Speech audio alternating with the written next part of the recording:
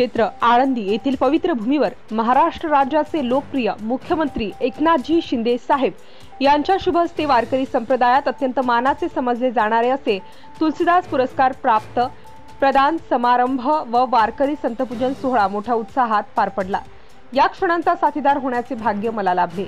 वारकरी संप्रदाय हा वारकरी पंथाला आपले संपूर्ण जीवन अर्पण करणारा, राज्याला देशाला समाज प्रबोधनाची दिशा देणारा, चुकले माकल्यांना सन्मार्गाची दिशा देणारा असून समाज घडवण्याचे काम वारकरी संप्रदाय करतो असे प्रांजळ मत मुख्यमंत्री शिंदे साहेबांनी यावेळी मांडले।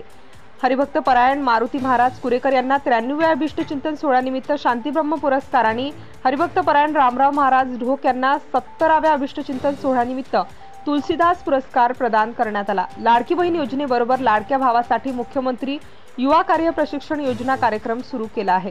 त्यांना प्रत्यक्ष कामाच्या ठिकाणी प्रशिक्षण तसेच विद्यावेतनही मिळणार आहे। यात आतापर्यंत 1,50,000 उमेदवारांनी अर्ज भरले असून त्यांना नियुक्ती पत्र दिली आहेत। त्यामुळे एकीकडे विकास कार्य आणि दुसरीकडे कल्याणकारी योजना अशी सांगड घालण्याचे काम सरकार करत असल्याचे यावेळी माननीय मुख्यमंत्री यांनी आवर्जून नमूद केले।